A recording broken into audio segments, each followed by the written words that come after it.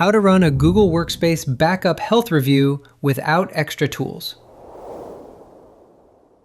Google Workspace includes retention controls and restore options, but these don't equate to full coverage. In this video, we'll walk through how to conduct a structured Google Workspace backup health review.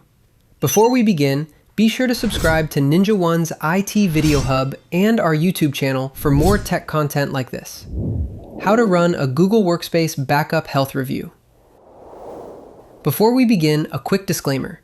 API-based spot checks and the Google Workspace data export tool are considered extended or break glass options, and they're covered in full detail on our blog. Step 1. Define scope and recovery objectives.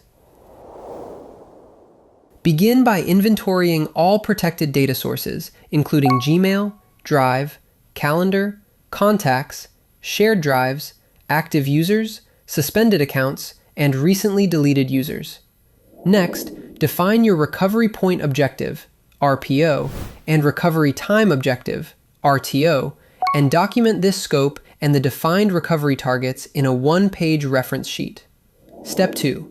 Validate retention and legal holds in Google Vault. Review Vault retention policies and check that default and organizational rules align with compliance requirements. Navigate to Admin Console, Apps, Google Workspace, Google Vault. Navigate to Vault, Retention, and review retention rules for Gmail, Drive, Chat, and Meet recordings. Next, open Vault. Holds to verify that executive, HR, finance, and legal accounts have properly scoped holds applied. Step 3. Confirm native restore capabilities without Vault. Validate each restore path directly in the Admin Console. For admin-level restores, navigate to these paths. For Gmail restores, Admin Console, Users, Select User, Restore Data, Gmail, choose Date Range. For Drive restores, Admin Console, Users, Select User, Restore Data, Drive, choose Date Range. For user-level restores, use these paths. For calendar restores, Google Calendar Web, Settings, Trash, Restore Events. For Drive restores, Google Drive, Trash, Restore Item.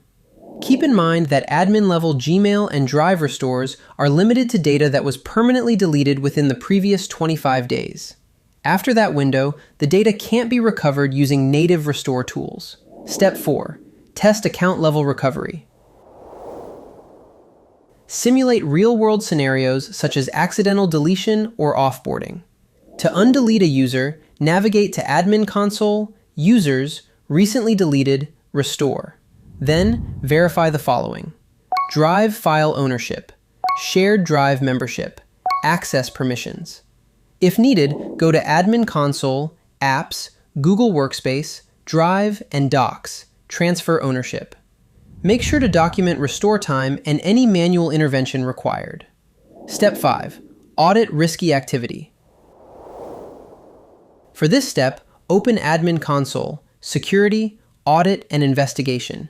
First, run a Drive audit search and filter for delete, empty, trash, ownership changes, bulk or external sharing.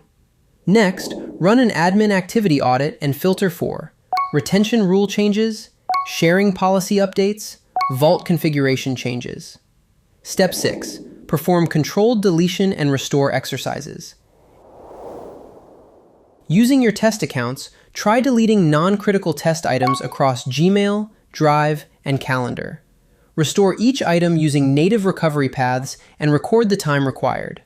Confirm that restored items are complete and functional. Step 7. Create a gap registry and action plan. After completing testing and validation, compile all identified issues into a formal gap registry. This may include insufficient retention coverage, shared drives without managers, restore limitations, or risky deletion patterns. Each gap should include a risk rating, owner, due date, and its impact on RTO or RPO objectives. Any Google Workspace backup health review without extra tools requires clear recovery objectives, retention validation, restore testing, risk auditing, and documented remediation. For more information, check out our official blog post on how to run a Google Workspace backup health review without extra tools, linked in the description below.